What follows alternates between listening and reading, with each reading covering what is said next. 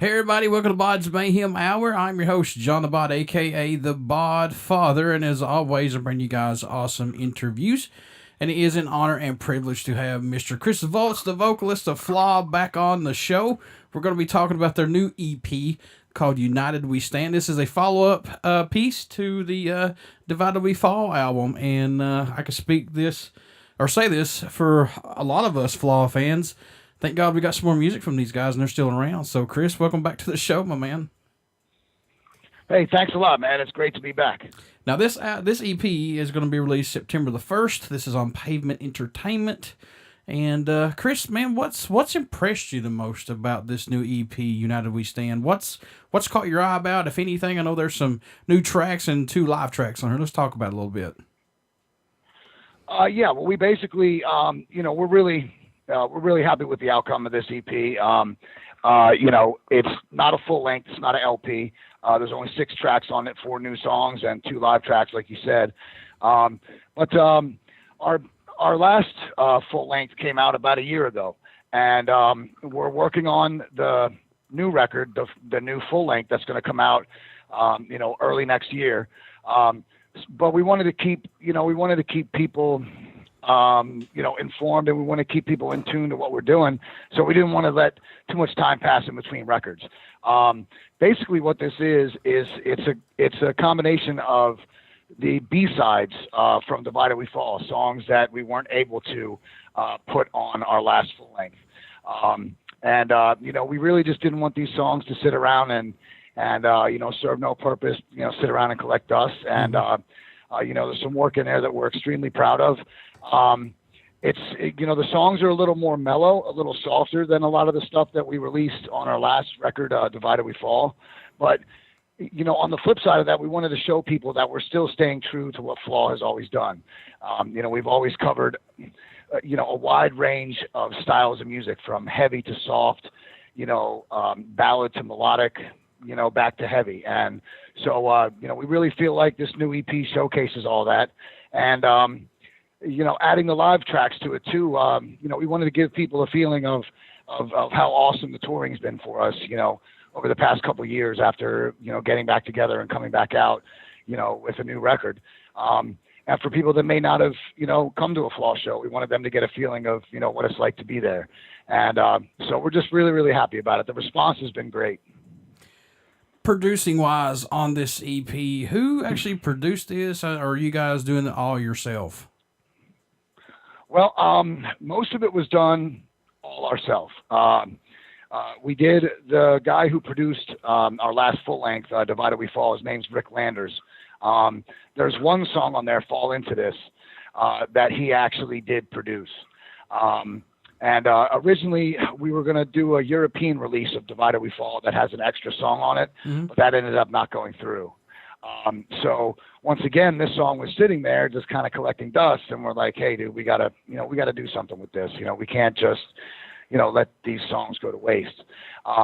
So the majority of it was produced, by us. Our guitar player, Jason Daunt,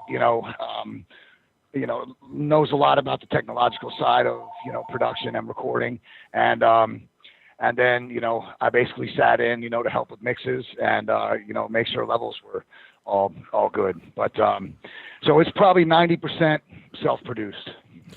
Do you like that side, Chris, of doing it yourself besides having a producer? I know a lot of bands are going that way these days. Do you like that? Yeah, I mean, there's a give and take. A producer is going to add a lot of things that you may not think of. They come in as an impartial third party.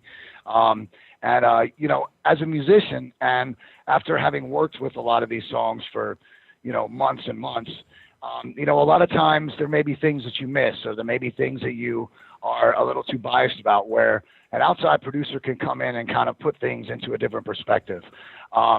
But on the flip side of that, sometimes when you work with a producer, depending on the producer, they take too much control, and they may affect the music in a way that is not conducive to what your goal is as an artist.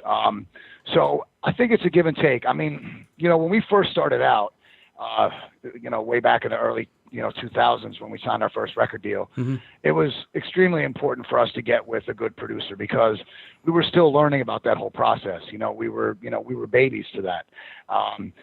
But now, 17 years later, we've learned a lot about the whole process. Technology has advanced leaps and bounds, in the past 17 years.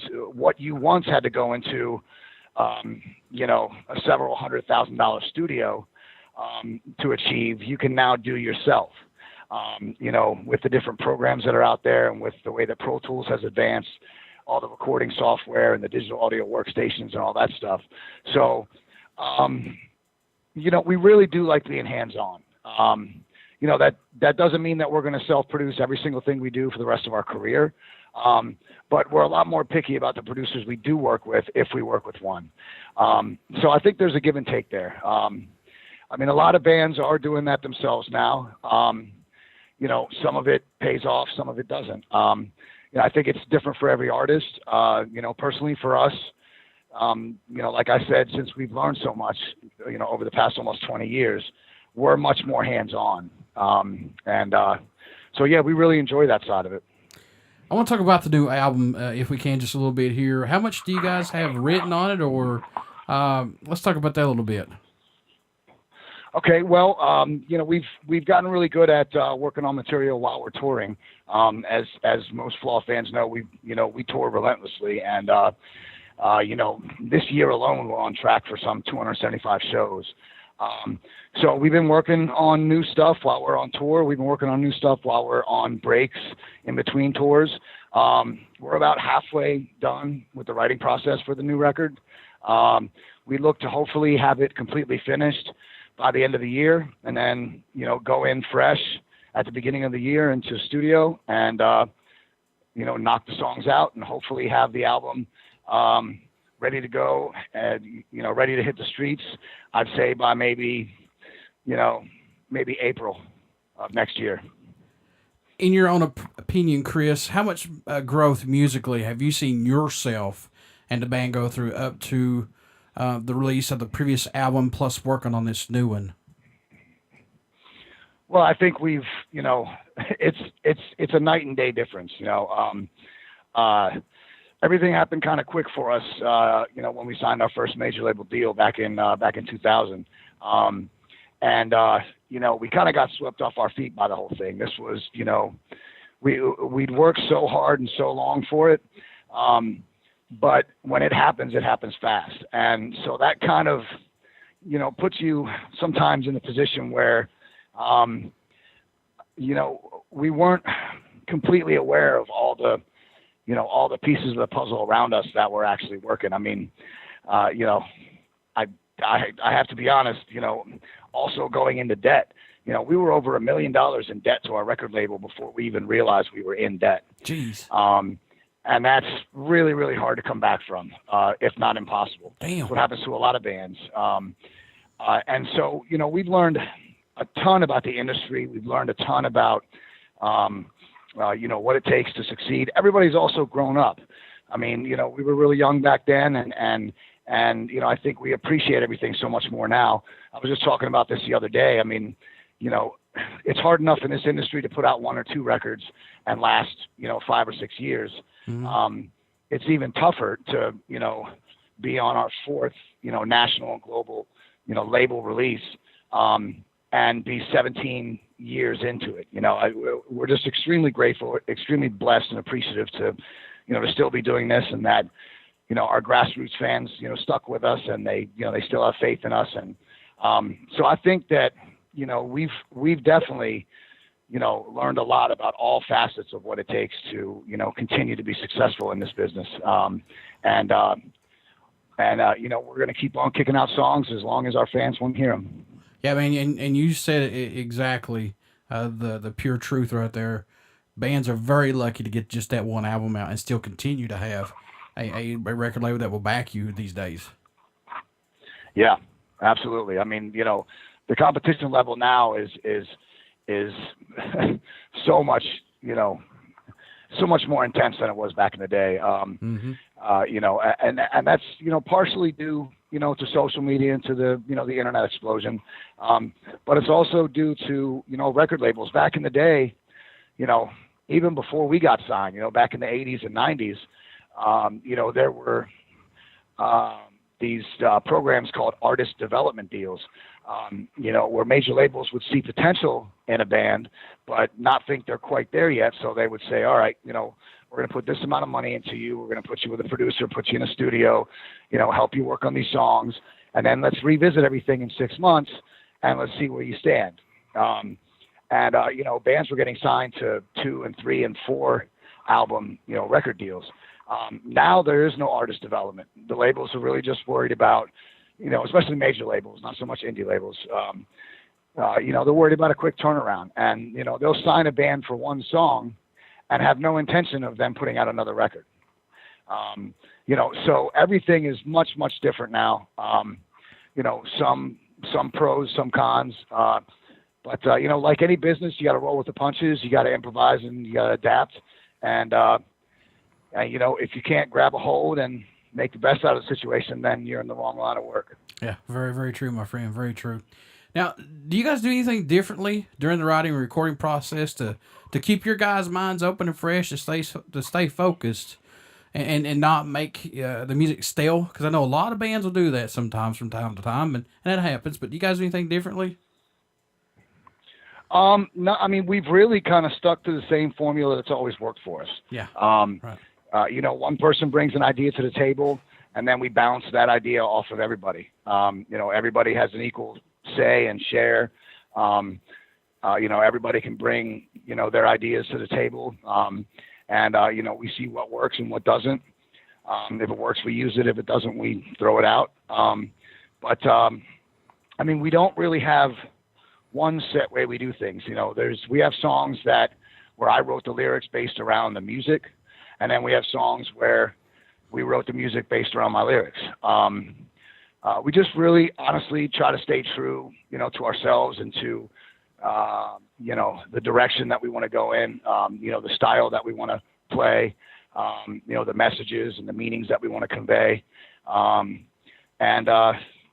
So we really do things exactly like we did back in the late 90s, in a practice garage, staying up till 5 a.m, bouncing ideas off each other. What do you hope the fans take away from this new EP that you put out? I know they're just other songs that you didn't want to, to not let anybody hear, but, or just Flaw's music in general. What do you hope they get from it? Well, I hope that people get, an interpersonal connection. I hope they see that music is therapy, not just for me, but, for everybody that loves it and appreciates it.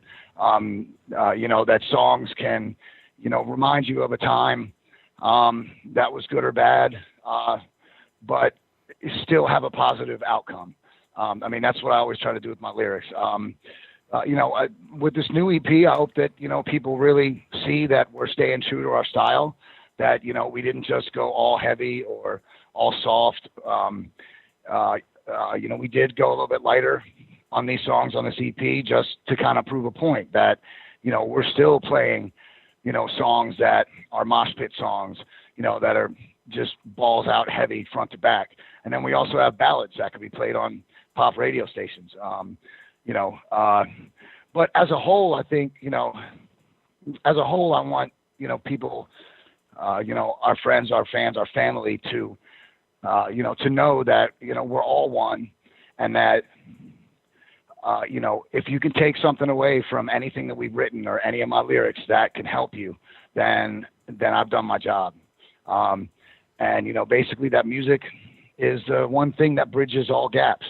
Two people can have completely different beliefs on everything in life, from politics to education, but come together because they both love the same song. And I really just, like the title, United We Stand, not to get too political, but this country is extremely divided right now, and there's really no reason for it.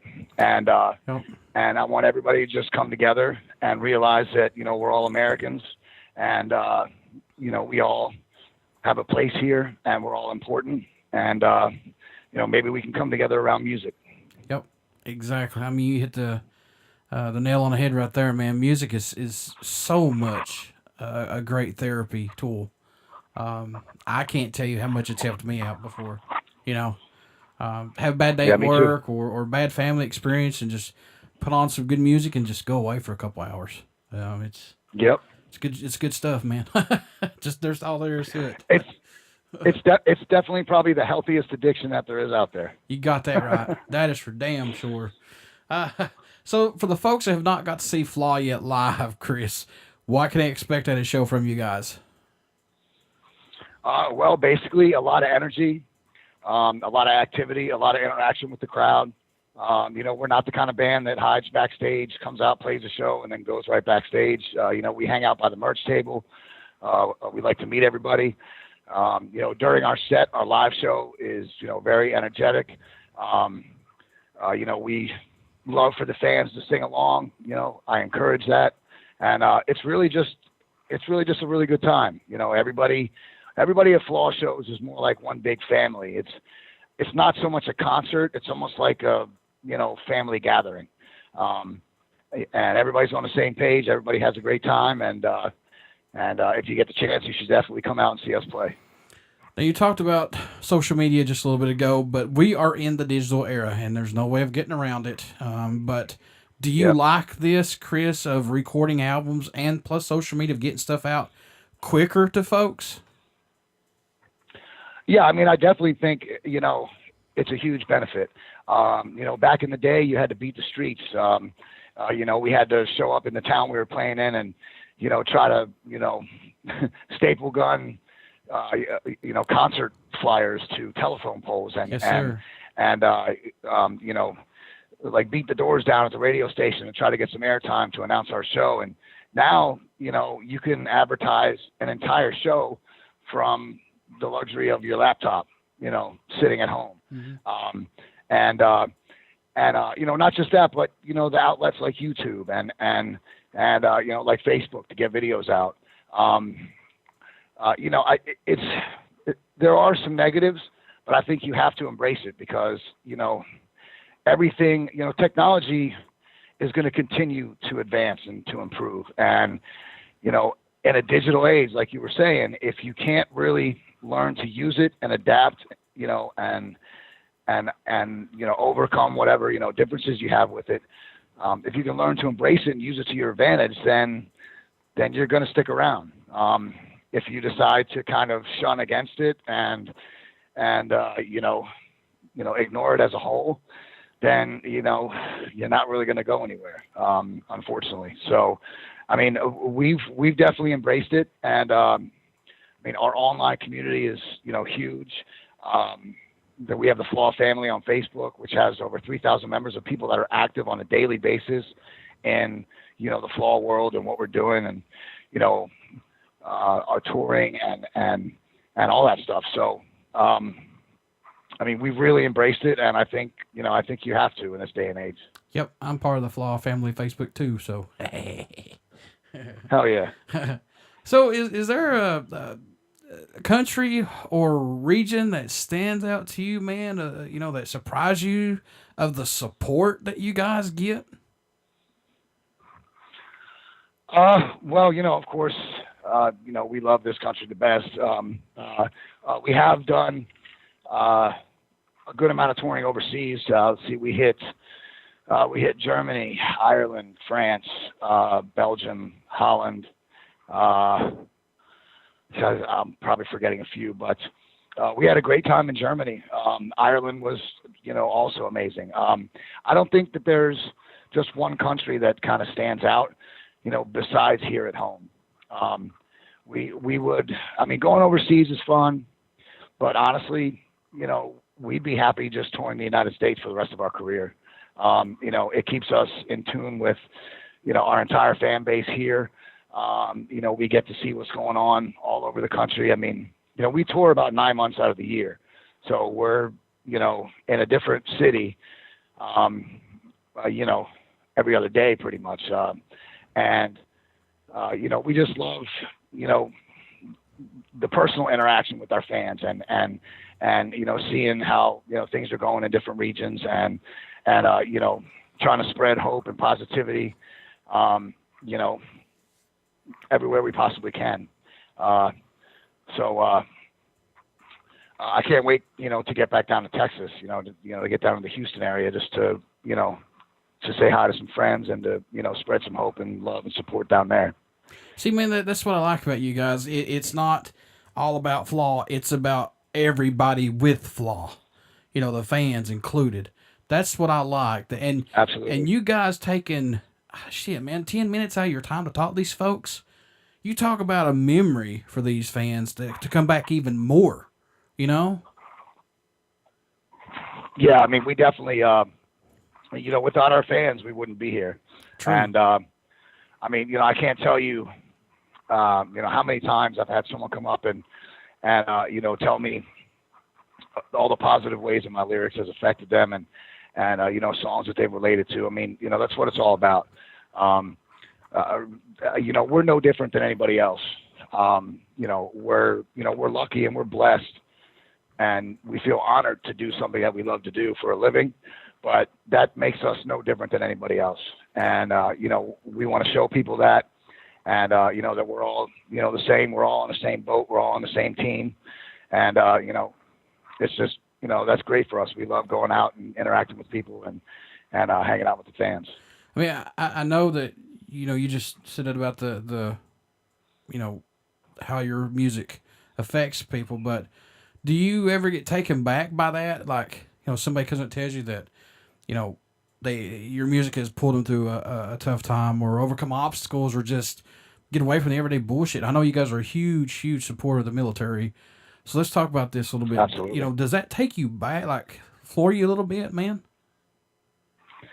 I mean, you know, it's definitely an honor. There's definitely been times when I've been, you know, almost honored to tears.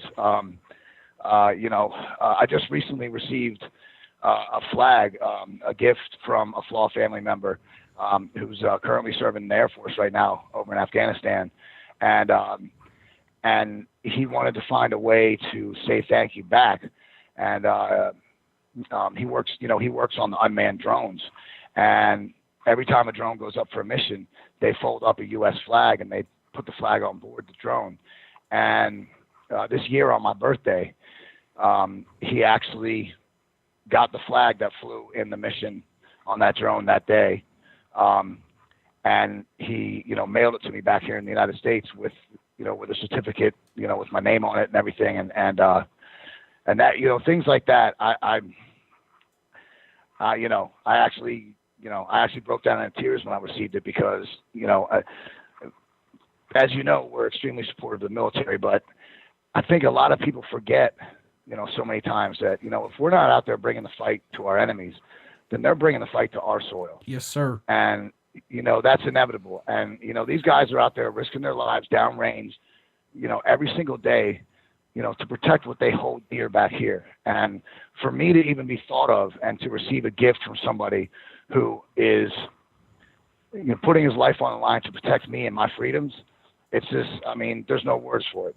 I was completely floored, and I have it framed and hanging up right now as we speak. And yeah, I mean, that also goes to our first responders, you know, all the law enforcement and fire department, EMS in our country that, you know, go out there and are dealing with a lot of bullshit right now, and are dealing with a lot of hatred and, you know, targeted ambush attacks. You know, it's just completely ridiculous that these people who have taken an oath to serve and protect are now looking over their shoulders against the same people that they serve and protect. Right.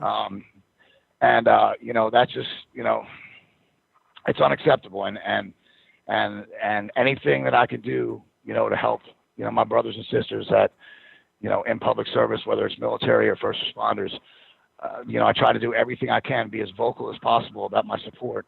And, you know, we donated to several charities. We actually did a Flaw shirt with a company called Grunt Style. And they donated most of the proceeds from the Flaw Grunt Style shirt to a company called Active Heroes, which is based out of Louisville, Kentucky, outside of Fort Knox. And they help soldiers acclimate back into society after they come home. And they help them find jobs, and they help them deal with PTSD and all that stuff. And so I just try to do everything I possibly can whenever I can to support those kind of causes. Yeah, and folks, let's not forget that's a hard transition to come back and just fit right back into society again, because that's hard. Just from certain stuff I've researched and things I've read, I mean, that's a hard situation to come back to. You know what I mean? That's just, and I'm glad we have things like that. Yeah, me too. I mean, I think there needs to be a lot more. But every little bit counts. Every little bit helps. And yeah, I mean, we owe these, brave soldiers, brothers and sisters. We owe them our lives. And it's really easy to forget. It's really easy to sit here in the security of our, nation, and forget how volatile and how dangerous everything else is around us. And it's easy to become complacent and not realize that we need to band together and help out these people that are over there protecting us. And so yeah, I try to touch on that every chance I get. In your own opinion, Chris, what does Flaw bring to the table for music that's not out there as of right now? Well, I mean, I don't want to necessarily say that, that there's no other bands doing that we're the only ones, but, I think we bring, raw, brutal honesty, heartfelt, truthful lyrics, that touch on emotions from one extreme to the other. But I also try to make sure in my lyrics that there's always a positive outcome. Even, a song like Hole that I wrote about my mom's suicide when I was a child.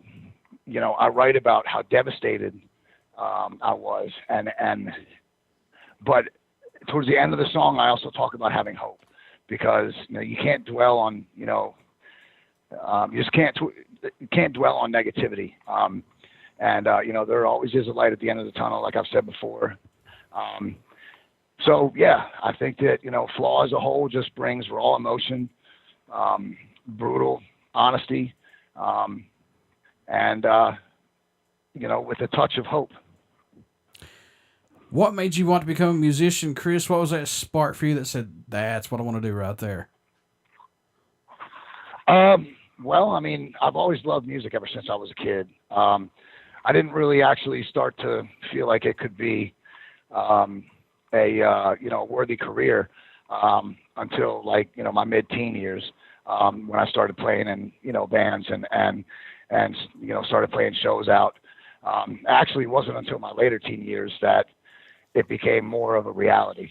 I don't think there was one moment that made me feel like that. I think I realized that if I could, connect with people through music, that, that it's not only therapy for me to, write it, but if I can figure out a way where it becomes therapy for other people who can relate to what I'm saying, then everybody wins. And, I mean, we're not rich. We don't, make a ton of money. We make enough money, to pay the bills and take care of our families, and that's all that matters. So, yeah, like I said, we're just really, honored and blessed to still be doing this after 17 years. I just like to say, as a fan from the very first got started, thank you all so much, Chris. No problem, man. Thank you. How can folks stay in touch with you guys, buy some merchandise, tour dates, things like that? How can they do that? Okay, well, obviously we have our Facebook, which is facebook.com/Flaw Band or Band Flaw. We also have a .com, www.flawband.com. Those all have our concert dates, any kind of news and updates about, upcoming material, upcoming releases. Merch right now, we have an online store, but it's not active right now. At this time, the only way to get merch is to actually come to a concert. But like I said, we do tour nonstop, so chances are, we'll be in a city near you momentarily. Before I let you go, good sir, would you care to do a promo for the show? Sure, absolutely. Hey, what's up, everybody? This is Chris Volz from Flaw, and you're listening to BODS Mayhem Hour. Everybody stick around. We got some great music coming up, and you only hear these interviews right here on BODS Mayhem Hour and Uber City Radio. Please think of that. Anytime that you get a chance to, keep the people in Houston, Texas, Louisiana in your thoughts and prayers, because they're going through a serious catastrophic flooding and hurricane that they just went through. So, Chris, I want to thank you for taking time out to do the interview, man. Hey, it's always a pleasure, man. Thank you so much for having me.